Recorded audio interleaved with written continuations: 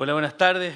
Qué alegría poder estar acá con ustedes. Es un honor poder estar aquí y poder juntos estar reflexionando. Y yo quiero aprovechar todo lo que han dicho y qué rico estar en este lugar. Uno ya sabe qué decir, qué no.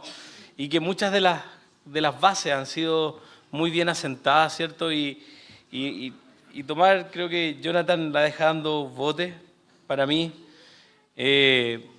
Pensando en Mateo 28, y es donde quiero que estemos reflexionando ahora cómo poder hablar acerca del discipulado, discípulos que hacen discípulos, pensar cómo esto es central para la formación del liderazgo, y quiero que desde ya piensen algo donde quiero estar enfocado y que creo que la plantación de iglesias no es una meta en sí mismo, sino que es un fruto natural del discipulado de la iglesia local. Jesús le dijo a sus discípulos: vayan y hagan discípulos. Acto seguido fueron a las grandes ciudades del mundo conocido de la época a plantar nuevas iglesias. Y eso es lo que sucedió, pero es un fruto natural, no es lo que buscamos. De hecho, nosotros ni siquiera plantamos iglesias, nosotros plantamos el evangelio en el corazón de las personas, y esto genera comunidades, genera nuevas iglesias, genera transformación en los lugares donde estemos. De hecho, el evangelio no es para transformar ciudades, el evangelio es para transformar corazones, que genera personas que llevan esa novedad de vida a donde estén, a donde ellos estén. Y no voy a ponerme a exhortar Mateo 28, y creo que hay mucho se ha dicho, y yo creo que siempre es todo un desafío por decir qué nuevo podríamos decir de Mateo 28, y la respuesta es no podemos decir nada nuevo, es lo que ahí dice, pero hay algo que me gusta, entonces les voy a compartir algo que me gusta de Mateo 28, y que está en el versículo 17 de Mateo 28, que dice que cuando los discípulos lo vieron, lo adoraron, pero algunos dudaban, y eso me encanta. Yo no sé si tú eres de los que ve a Jesús y adora, yo soy más de los que ve a Jesús y duda. Pero los que adoran y los que dudan, le dijo: toda la autoridad me es dada y vayan y hagan discípulos. O sea, si tú eres de los que adora, Jesús te dice: haz discípulos. Si tú eres de los que duda, anda y haz discípulo también. ¿Por qué? Porque a Jesús se le ha dado la autoridad y Él va a estar con nosotros hasta el fin. Qué cosa más linda, ¿no? Qué segura la misión. Qué fácil es poder confiar en un Dios poderoso. Pero aún así soy de los que duda. ¿Cierto? Es lindo lo que... Pero aún así yo me siento más de los del grupo de los que dudan. Entonces quiero que podamos juntos estar reflexionando en esto, de cómo el discipulado puede ayudarnos. Y quiero hablar un poco de esto, de la formación de liderazgo. Creo que hay muchos fundamentos que se han dado, pero que también quiero ser tal vez bien práctico, de cosas cómo podemos implementarla en el contexto de plantación de iglesia, quiero aprovechar lo que dijo Pastor Vilche, lo que dijo Jonathan al principio, ahora Jonathan Muñoz que dijo ahora, ¿cierto? Para seguir complementando estas ideas que han sido planteadas, que son de la palabra del Señor, y bueno, presentarla a mi familia. Ahí tengo 2 mujeres. Creo en la poligamia. No, mentira. Es mi esposa, ¿cierto? Mi hija mayor, fui papá muy joven, se asustaron. ¿A quién invitaron? Dijeron, si les veis su cara. No, pero mi hija, con mi esposa fuimos papás muy jóvenes. Mi hijo Matías, y como nuestra vida va como exceso de velocidad, la pequeñita que está ahí es nuestra nieta. Somos abuelos. Estamos calculando que como a los 64 vamos a ser tatarabuelos, si seguimos el ritmo, ¿cierto? Como familiar, pero no, pero ahí estamos, esa es nuestra familia. Quería presentarles a ellos y doy gracias a Dios por ellos. Para mi hijo Matías siempre es como doloroso separarse, y de verdad que ha sido muy animante para él saber que lo que vengo es a compartir acerca del Evangelio. Eso implica que nuevas iglesias van a haber y van a alcanzar a aquellos que no conocen a Cristo. Y eso termina siendo un poquito de consuelo para él, ¿cierto? Y me gusta que él crezca en eso, que lo que él está haciendo es parte de esta misión, porque él hoy día ha ofrendado a su papá. Y él sabe que es parte de la misión. Y como que se pone orgulloso cuando le cuento eso. Que él es parte porque él ha ofrendado a su papá. Y él saca pecho por eso. Así que me gusta tenerlo ahí. Quiero que pensemos en esto. Y este es un salmo que mueve el corazón de mi familia. Y este es el salmo que es nuestro marco regulador, que nos permite decidir en qué nos metemos y en qué no nos metemos. Y hoy día yo estoy con 3 camisetas que estoy sirviendo y que tienen que ver con esto. Y parafraseo este salmo para ustedes, que literalmente quiero peinar canas, quiero ponerme viejo, anunciando las proezas del Señor a esta generación y a los que aún no han nacido. Eso mueve mi corazón, ese mueve el corazón de mi familia. A esto nos queremos dedicar. Y estoy en 3 cosas. Soy pastor que planta iglesia, he plantado 2 iglesias hasta el día de hoy. Soy director ejecutivo en Fundación Generación, una fundación que entrena pastores, a líderes, para formar a la siguiente generación de obreros del Evangelio. Y estoy en City to City como la nueva generación de liderazgo global y entrenamos a pastores para plantar iglesias. Todo enfocado a eso, a cómo anunciamos la promesa del Señor a esta generación y a los que aún no han nacido. Y es lo que mueve nuestros corazones.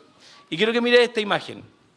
Esta es una iglesia que si alguno de ustedes leyó el libro Plantador de Iglesia, de Darwin Patrick, ese libro tenía un tráiler, como un video en YouTube, un tráiler que anunciaba el libro, y ponían esta iglesia.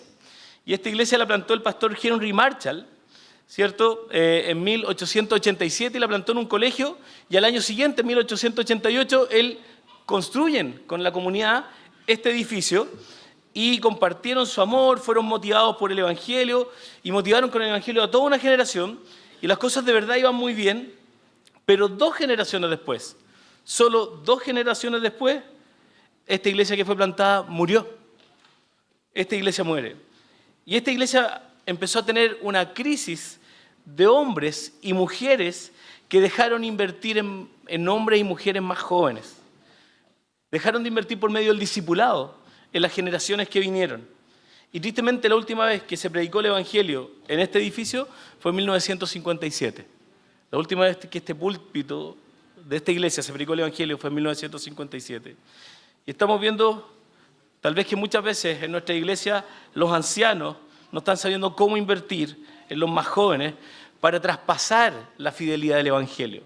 Para pasar la fidelidad del Evangelio y no que las generaciones que vengan asuman que es el Evangelio. Y creo que muchas de las crisis tienen que ver con el asumir lo que es el Evangelio. Y por ende tenemos que fielmente traspasar el Evangelio. Y por eso insisto en que nuestro rol es plantar el Evangelio en el corazón de las personas. De hecho, ustedes saben, bueno, Estados Unidos, los gringos tienen estadísticas para todo. Y el 2019 en Estados Unidos iniciaron unas 3.000 iglesias protestantes nuevas partieron en Estados Unidos, pero se cerraron 4.500. ¿Qué pasó? ¿Cierto? Lindo, se plantan 3.000 iglesias, pero vamos a la baja, ¿cierto? Porque 4.500 iglesias se cierran en Estados Unidos. Y esto está pasando así cada año. Según la encuesta Latin Barómetro, tanto en Uruguay como en Chile son los 2 países en Latinoamérica que el crecimiento de la iglesia ya no existe, sino que va a la baja, del cristianismo fundamentalmente. Del año 2012 al 2016 decreció un 3% el cristianismo y del 2016 al 2021 decreció un 6% el cristianismo tanto en Uruguay como en Chile, que son los únicos 2 países que están en decrecimiento del cristianismo en Latinoamérica. Entonces, algo está pasando, ¿cierto? Que debemos movernos del piso y quiero que reflexionemos en esto. Y quiero que piense en esta figura. Y generalmente las personas están en nuestras iglesias por estos 4 motivos. Por el lugar donde estamos, por las personas que ahí van, sus amigos, sus familiares, por el pastor que tengan, el líder o la estructura de liderazgo, o por los programas o la tradición. Y con esto no estoy diciendo que esas cosas sean malas, quiero advertir esto antes, pero generalmente las personas se vinculan en una iglesia por esto. Por ende, si tú cambias de lugar, la gente, no, ya no quiero ir. Si tú cambias el pastor o el líder, no, ¿quién irá a ser el otro pastor? No quiero. Si tú cambias, hoy se fueron mis amigos de la iglesia, no, yo me voy también, no quiero seguir ahí. O si cambian los programas, o cambia un poquito la tradición, ¿cierto? Ya no quieren estar. Pero si tú piensas, es justamente por los mismos motivos una persona está en un club deportivo. Es por los mismos motivos que la persona va a un club deportivo, a un centro de madre, por los mismos motivos. Entonces, ¿por qué muestro esto? Porque según yo no creo que la iglesia y las personas de la iglesia debieran estar vinculadas a la iglesia por esto, porque es muy frágil. Entonces siempre pongo una casa de 2 pisos, porque creo que el desafío para nosotros, para la iglesia, para las plantaciones de iglesia, es poder nosotros tener una escala al segundo piso y la luz encendida en el segundo piso para que la gente sepa que hay algo más allá de estos 4 elementos vinculantes. Y creo que hay cosas que tienen que ver con lo que Jonathan decía hoy, que son las particularidades de una iglesia, que tiene que ver con el diseño ministerial, el cómo hacemos las cosas para alcanzar justamente al contexto en el cual estamos, y esas son particularidades muy locales. Pero también hay una particularidad que es global e histórica que Dios le ha dado a la iglesia y que es la única herramienta y método que Dios le dio a la iglesia para su crecimiento, y es el discipulado. Dios nos dio otra técnica, Dios nos dio otra herramienta, es el discipulado. El discipulado es por el cual nosotros, Dios le dio a la iglesia para que crezcamos. Entonces, en el segundo piso, la gente debe saber que hay algo más que solo lugar, personas, pastor, programa o tradición. Y que hay algo que es lo que le da vida, crecimiento, transformación a la iglesia local, y es el discipulado. De hecho, yo no voy a ser tan culpa a citar, yo voy a citar a Pablo Cardona, ¿cierto? Que fue un hombre de escuelas de negocio en el Barcelona. Justamente él salió hablando y dando declaraciones en todo el tiempo de la Masía, de la escuela de fútbol del Barcelona, y todos nosotros podemos decir que fue una época dorada, ¿cierto? Donde estuvo Messi, todos estos grandes jugadores que lo ganaron todo. Pero miren lo que decía Pablo Cardona, ¿cierto? Él dice esto: la Masía, escuela de fútbol del Barcelona, consiguió con éxito que el rendimiento deportivo y la formación personal fuesen un binomio indisociable en la vida de sus residentes, un mérito que eran un fruto de un trabajo constante, a menudo a la sombra y silencioso. Constante, a la sombra y silencioso. Y después sale declarando Charles Folguera, ¿cierto?, que era parte de la formación integral de estos jóvenes, y él decía: no somos entrenadores, somos maestros, pedagogos, psicólogos. Nuestro reto es hacer compatible en la vida de estos jóvenes la formación personal con la disciplina deportiva. Tutelamos su formación, seguimos su evolución en la escuela, le damos consejos para afrontar su futuro y velamos por su seguridad y autoestima. Discipulado. Ellos lo entendieron, ¿cierto? ¿Y por qué digo discipulado y conecto estas frases con discipulado? Y es un poco lo que Pablo, cuando le dice a la iglesia de Tesalonicenses: no solo te he compartido la doctrina, sino que también la vida.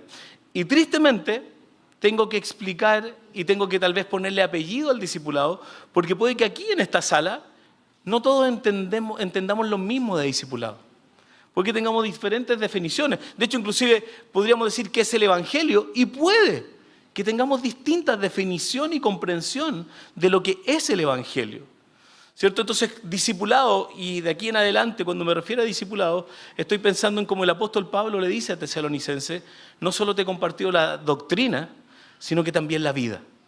Y creo que el discipulado tiene que ver con esto: caminar juntos, ¿cierto? Abrir la palabra, conocer a Cristo, conocernos, llorar con los que lloran, reír con los que ríen, animarnos a las buenas obras y al amor. Jesús con su discípulo, Pablo con Tito, con Timoteo, ¿cierto? Pero no me voy a referir a una forma de hacerlo. Me voy a referir a una forma de caminar junto, íntima, en torno a la palabra del Señor, descubrir el Evangelio y darse ánimos unos a otros desde el Evangelio, ¿cierto? Puede ser uno con dos, uno con tres, no, ahí no me voy a meter, ¿cierto? Tú, como tú creas que es más conveniente, pero sí creo que tiene que ver con eso. Entonces, cuando hablemos en esta charla, a lo largo de esta charla acerca de discipulado, me voy a estar refiriendo justamente a eso. Y con esto no quiero decir que cuando tú dices: oye, vengan al discipulado, y es una sala de clase, 30 personas, no quiero decir y no estoy diciendo que eso está mal. Pero si lo pensamos en el primer siglo, eso se parecía más a un catecúmeno que a un discipulado, ¿cierto? La iglesia de hecho lo hacía. Existía el catecúmeno, la enseñanza de la doctrina, estilo sala de clase, entendiéndola, recitándola, profundizando en ella. Pero la iglesia no le llamaba tanto a eso discipulado. Por otro lado, aunque parece que me voy a contradecir, todo lo que hacemos en la iglesia igual es discipulado. Todo lo que estamos haciendo igual es discipulado. Pero vamos a hacer siempre, y tal vez voy a aclarar si es que me refiero a lo uno o a lo otro a lo largo de nuestra conversación. Entonces, quiero que nosotros estemos pensando en esto, y quiero que piensen en estos dos versículos de las cartas pastorales. Y siempre pienso en estas cartas pastorales, y pienso que a veces son entendidas siempre las cartas pastorales como epístolas que han sido usadas para motivar a los pastores a ser buenos pastores. Y creo que sí, hay eso. Pero en esta ocasión me gustaría que viéramos en ellas este énfasis diferente que Pablo las escribió para que los pastores, en este caso Tito y Timoteo, aprendieran a ser buenos discipuladores. buenos traspasadores de la verdad. No sé si existe la palabra traspasador, pero sirve para esta conversación, ¿cierto? Que sean buenos en tomar la verdad y ponerla en las manos de otros y asegurarse de que ellos también puedan hacerlo con otros. Y por eso creo que estas cartas también nos apuntan a esto, y por eso tenemos estos versículos: lo que me has oído decir en presencia de muchos testigos, encomiéndalo a creyentes dignos de confianza, que a su vez estén capacitados para enseñar a otros. Si ustedes piensan, tanto Tito como Timoteo, ambos estaban llamados a capacitar y a nombrar personas para encomendarles labores tan santas como el hacerse cargo de la iglesia del Dios viviente, que es columna y fundamento de la verdad. Y por esta razón, estas cartas, antes que ser predicadas tal vez en una conferencia para preparar pastores, debieran ser predicadas en conferencias para maestros de la escuela dominical, que traspasen estas verdades fielmente desde los niños, ¿cierto? Lo hablamos en un par de preguntas, esto de la educación, cómo hacerlo, y claramente todos estamos de acuerdo que son en esos primeros momentos de la vida donde debiéramos traspasar fielmente las verdades del Evangelio. Y quiero preguntarte, y quiero hacerte una pregunta a ti: ¿quién va a ser el pastor de tus bisnietos? ¿Quién va a ser el pastor de tus bisnietos? ¿Quiénes van a pastorear a tus nietos, a tus bisnietos? ¿Quién va a pastorear a tus hijos más cercanos? ¿Cierto? Y lo que quiero que percibas es que cuando Pablo está escribiendo estas cartas, él estaba teniendo una visión a largo plazo del Evangelio, cómo traspasarlo a las siguientes generaciones fielmente, identificando a estos hombres confiables dentro de las comunidades cristianas, fortalecerlo en ello para que ellos fielmente pudieran tomar esta verdad y ponerla en las manos de otros. Para llevarla a cabo era necesario que tanto Timoteo como Tito compartieran esta visión a largo plazo. ¿Y por qué a largo plazo? Y aquí quiero hacer un juego con ustedes, ¿cierto? Pablo, papá; Timoteo, hijo; hombres fieles nietos y otros hombres bisnietos, ¿cierto? Sé que no es así de gradual, pero es una visión a largo plazo, piénsalo de esta manera, ¿cierto? Estoy haciéndome cargo de formar a la gente que va a pastorear y que va a llevar fielmente el Evangelio a las siguientes generaciones, a ese mucho pueblo que está en esta ciudad que todavía no ha sido alcanzado por el Evangelio. Entonces, ¿cuál es la única manera? Bueno, parte del rol que ejerzo como en la fundación que yo trabajo, que es Fundación Generación, es que nosotros entrenamos a pastores para que a su vez ellos generen una cultura de entrenamiento y discipulado en sus iglesias locales para formar a la siguiente generación de obreros del Evangelio. De hecho, conmigo hoy día anda Abraham, que está ahí sentado. De hecho, loco, mi primer aprendiz fue David, ahora es Abraham, para que vean el calibre, ¿no? Voy por Moisés ahora, para la otra voy por Moisés, no. Y Abraham es mi aprendiz. ¿Y a qué se dedica él? Hay una pequeña definición. Fundamentalmente Abraham ha apartado 3 años de su vida a tiempo completo a aprender el rol pastoral al lado mío como pastor. Y él se dedica a eso. Y estamos formando para que él en estos 3 años él pueda discernir si hay un llamado al ministerio o no. Y creemos que es gana o gana. Si el día de mañana creemos que no hay un llamado, ahora vamos a tener un laico altamente capacitado en el rol pastoral, comprendiéndolo desde muy cerca. Por ende, una inversión, son 3 años antes del seminario para discernir, después del seminario, qué largo. Pero queremos invertir a largo plazo. Queremos invertir en ellos, queremos como iglesia, que queremos exponerlo en el rol pastoral para que la gente diga, ¿tiene dedos para el piano o no? ¿Cierto? Y en este rol de aprendiz él se puede equivocar mucho. Pero cuando uno es pastor y se equivoca, a veces las consecuencias, y nos equivocamos mucho, sí. De hecho, yo a holgazanes lo he animado. Y a débiles lo he reprendido. Cuando Corintios dice, al holgazán, repréndelo. Al débil, anímalo. Y he hecho todo al revés y he dañado gente. Y hemos hecho eso muchas veces. Y queremos trabajar en Abraham para que él discierna si hay realmente un llamado. Y por eso lo quise poner ahí, porque está de la mano de esta visión a largo plazo. Y por eso quiero hacerte una pregunta. ¿Cuál es la manera de crecer que Dios le dio a la iglesia? Y te lo dije hace un rato, ¿cierto? Y que tiene que ver con discipulado. Y la iglesia va a crecer en número de personas. Las personas van a crecer. Y quiero decirte algo. Toda iglesia grande no necesariamente es del Evangelio. Pero toda la iglesia del Evangelio van a ver fruto y va a crecer. Eso es imposible, que si una iglesia está expuesta al Evangelio no veamos frutos, ¿cierto? Y frutos a veces no son tan a mi gusto. Porque el Evangelio provoca dos cosas, rendición o rechazo.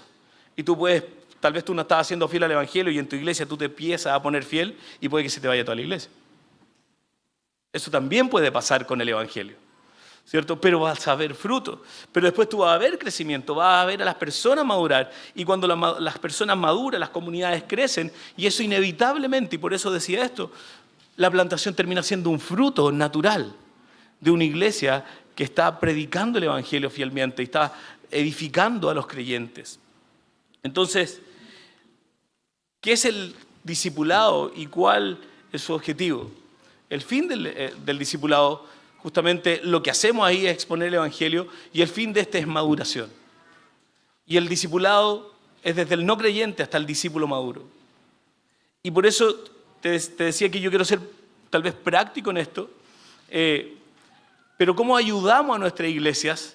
Y de hecho quiero decir algo, o sea, a veces el libro El enrejado y la vid, que citó el pastor David, ha sido mal entendido porque es como que fuera una crítica al enrejado. Y no, él está diciendo está diciendo lo que dijo Jonathan, si tú pones el enrejado, el buey de la carreta ante los bueyes, no te va a resultar. Si tú pones el enrejado antes de la vid, no te va a resultar. El libro El enrejado y la vid tiene que ver con que la vid nos va marcando el paso y vamos poniendo el enrejado para la vid, pero son fundamentales ambas, ¿cierto? Son fundamentales ambas. Entonces, ¿cómo nosotros, si el discipulado es para esto, qué enrejado vas a poner? ¿Cómo vas a poner ese enrejado? ¿Qué tipo de enrejado debe ser? Y esa es la reflexión que debemos hacer, pero esa reflexión solo puede ser llevada a cabo después de ver y observar por medio del discipulado lo que Dios está proveyendo. ¿Qué te ha dado el Señor? ¿Qué tipo de persona? ¿Cuáles son los dones que Dios le ha dado a las personas de tu iglesia? Entonces, esto nos permite pensar en esto y nos permite hacernos esta pregunta: ¿qué es un discípulo maduro? Cuando planteé la iglesia, el 2017, una iglesia en Curauma, que es afuera de Viña del Mar y Valparaíso, nosotros definimos un perfil de lo que entendíamos un discípulo maduro, que aquí tal vez no se logra diferenciar, pero lo separamos en tres categorías, que es conoce a Dios, vive en comunidad y sirve al mundo, ¿cierto? Y cuando tú miras esta lista, yo miro y digo, oye, yo no las tengo todas estas. Yo no estoy ahí, pero no estoy atornillando al revés. Sí te lo aseguro, yo no estoy atornillando al revés en esto. Y veo crecimiento en esto en mi vida, sí, y voy hacia allá. Voy a llegar a la plenitud de esto, no sé, en este lado de la historia. Pero claramente esto nos ayuda a poder decir, ahí es donde queremos ayudar a las personas a crecer, y que tenía mucho que ver con el contexto con el que le estábamos plantando. Y por ende esto nos ayudaba a generar rutas claras para ayudar a las personas a crecer por distintos carriles para estos caminos, ¿cierto? Y esto nos permitía, y esto lo extraímos del libro El enrejado y la vid, de poder saber dónde están las personas, que nos permitía servirle a ellos de la mejor manera posible. ¿Cómo puedo servirle a aquel que se está acercando? ¿Cómo puedo servirle a aquel que está recién teniendo las primeras inicios en su vida cristiana? Aquellos que están mostrando interés y que necesitan tal vez específicamente ser entrenados y capacitados, aquellos que hemos descubierto sus dones o los llamados que Dios les haya hecho particularmente para poder entrenarlo en esa área específica. Pastor David decía, predicación, el que está en la música debiera comprender la teología, cómo los capacitamos, cuáles son nuestras rutas para poder dejar, cómo el que está encargado de la música es un entrenador y generamos una cultura de entrenamiento. Pero para eso necesitamos estructura, necesitamos enrejado para ayudarle a la vid a crecer. Y esto puede resultar donde yo planté y puede que no resulte donde tú estás plantando. Y es por eso que la reflexión debe ser continua, ¿cierto? Esto nos llevó a pensar en áreas de crecimiento, que son las que trabajamos, y que era carácter, convicción y capacidades. Y las dividimos de esta manera, y con esto voy a ir muy rápido porque es muy solo práctico, ¿cierto? Y esto puede quedar una herramienta, se lo enviamos, si lo necesitan no hay problema. Y definimos de estas tres áreas de convicción, carácter y capacidades, definimos 8 tópicos que queríamos trabajar en ellos, que tenía que ver con estudio de la Biblia, pensar teológicamente, oración y devoción, relaciones personales en el ministerio, evangelización y misiones, enseñar la Biblia, entrenar a otros en el ministerio y liderazgo. Y estas eran estas áreas que estaban conectadas, estos 3 pilares fundamentales, que es convicción, carácter y capacidades. Y después de cada uno de ellos, y con esto sí que voy a ir muy rápido, de estudio de la Biblia sacábamos un tópico y algunas ideas que nos permitían trabajar. Entonces de estos terminamos con otros 75 ítems más. ¿cierto? ¿Y qué hicimos de esos 75 ítems?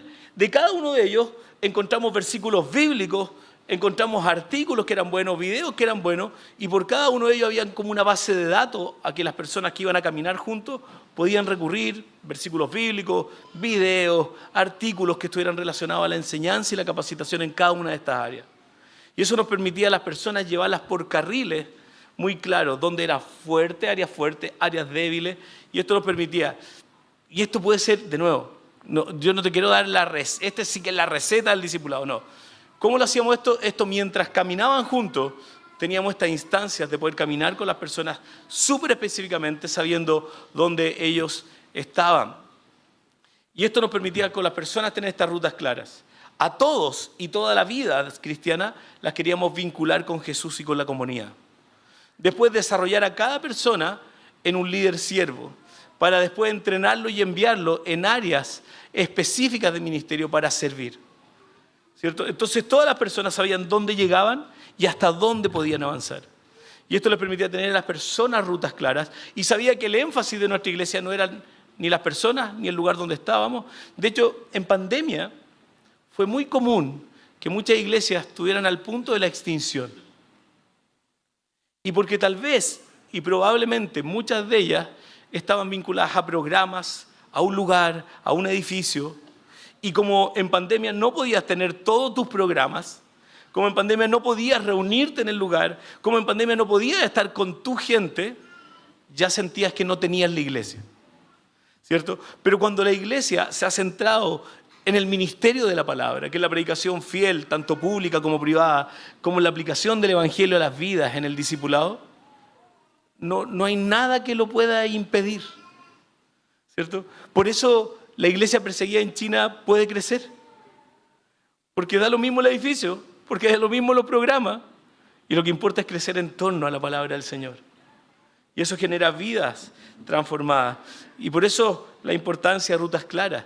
Y esto es lo que yo decía al principio en una de las preguntas, cuando muchas veces dije que a veces los pastores estamos ejecutando roles de diáconos en vez de pastores. Y yo creo eso, y a veces también hay una expectativa súper alta, como el pastor debe evangelizar a todo el mundo y debe discipular a todo el mundo en la iglesia. Y ese es otro error. Efesios capítulo 4, versículos 11 y 12 dice: Él dio a algunos ser apóstoles, a otros profetas, a otros evangelistas, a otros pastores y maestros, a fin de que estos hombres que Dios pone ahí son para capacitar a los santos para la obra del ministerio, para la edificación del cuerpo de Cristo. ¿Quiénes son los santos? Todos ustedes. ¿Quiénes son el cuerpo de Cristo? Todos ustedes. Entonces, somos todos nosotros, la iglesia, la que está llamada como santos, y a estos pastores estamos llamados a edificar a estos santos para que todos estos santos a la vez edifiquen el cuerpo de Cristo. Entonces, ¿cuál es la herramienta para el crecimiento de la iglesia? El discipulado. ¿Y cómo vemos en Efesios? Pastores a santos, y estos santos a todos los creyentes. Es el cuerpo de Cristo que Dios ha hecho. ¿Y por qué en el contexto de plantación de iglesia es tan importante? O sea, la vida de la iglesia es importante esto. Pero cuando comenzamos una plantación de iglesia, tú estás partiendo desconociendo muchas cosas. De hecho, en la plantación de iglesia, una de las características de los plantadores que se pide, o que no es un dogma de esto, pero es mucho mejor que se puedan adaptar con facilidad a la incertidumbre y al cambio. Porque la plantación de iglesia puede llevar a cabo muchos cambios.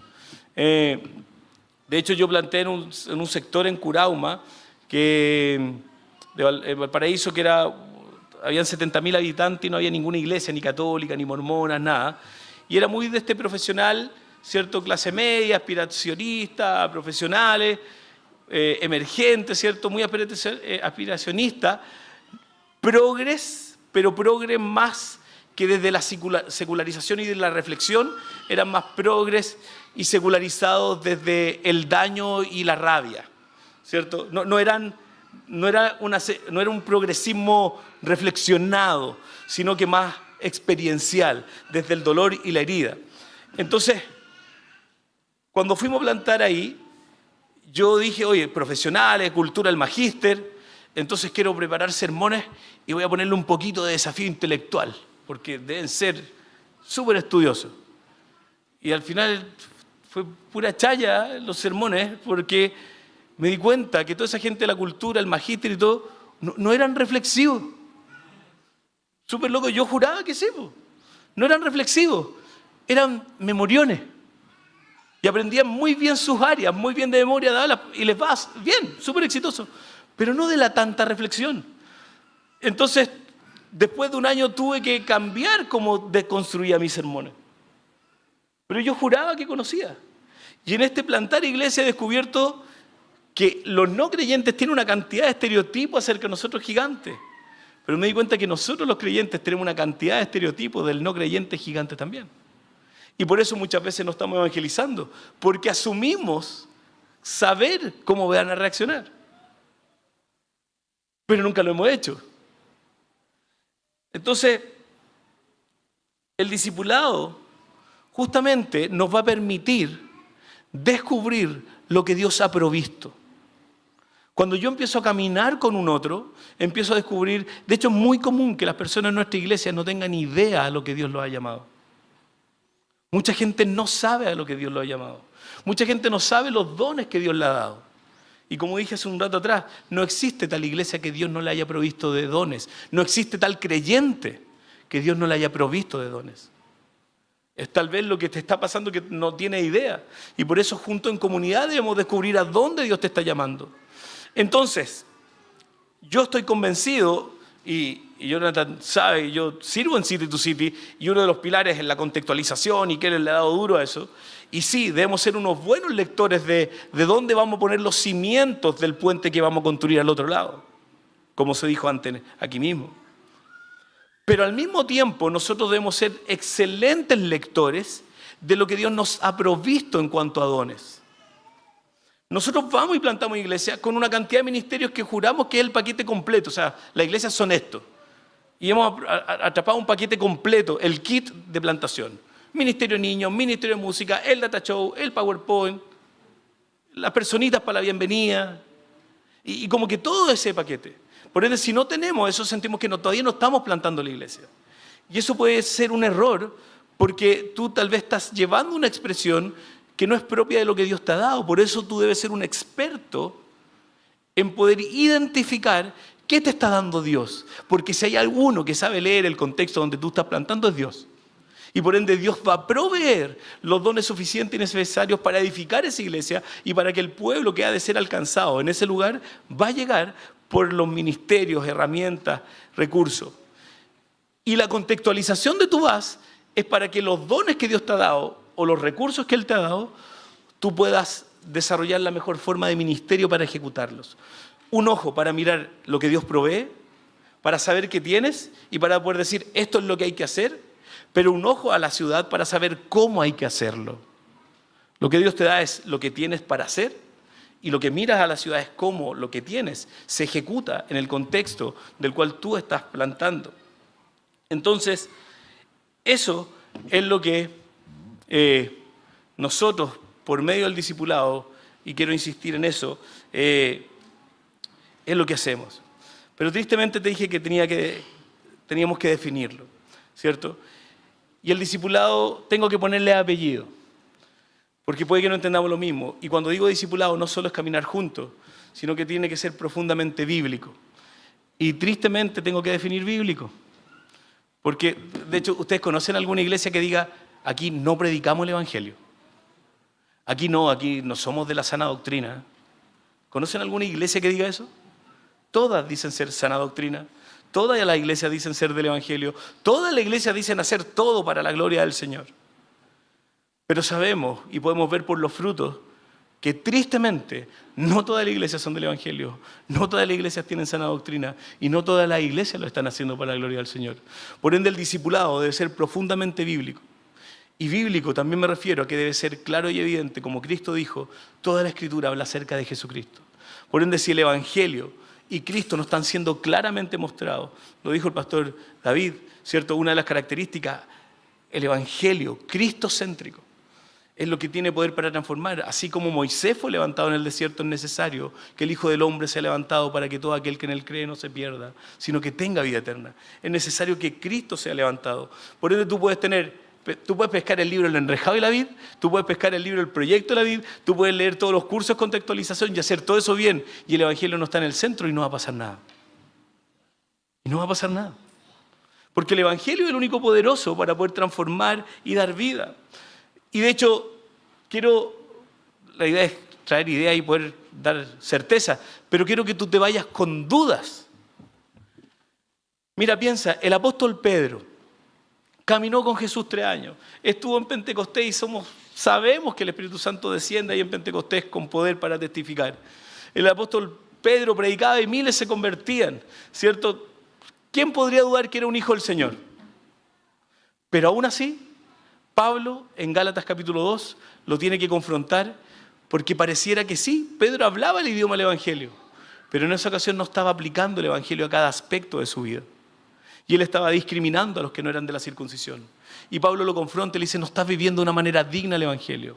Por ende, si el apóstol Pedro no estaba sabiendo aplicar el Evangelio en una circunstancia en particular, ¿por qué tú y yo creemos que sí? Estamos claros en qué es el Evangelio. Por eso debemos desafiar nuestra propia comprensión del Evangelio y volver a revisarlo por medio de la Escritura y procurar ser fieles y no que estemos asumiendo que es el Evangelio. Muchas generaciones han asumido que es el Evangelio y terminan diluyendo. Donald Carson dice, una generación recibe el Evangelio, otra generación lo asume y otra generación termina diluyendo el Evangelio. Si tú crees que el Evangelio es vida en comunidad, te equivocaste, no es vida en comunidad. La vida en comunidad es un fruto. La justicia y la misericordia no son el Evangelio, son un fruto. Comprensión y el estudio de la palabra no son el Evangelio, son un fruto del Evangelio. Por ende, si asumimos que eso, vamos a ir tras los frutos que no tienen poder de transformación. Y por ende vamos a tener comunidades infructíferas, porque el Evangelio no está siendo claramente predicado. Bueno, estamos listos, Saúl, ¿cierto? ¿Estamos bien? Ya. Entonces, eso para reflexión. Siempre falta un poquito de tiempo, ¿no? Pero bueno. Sí, así que bueno, eso. Muchas gracias.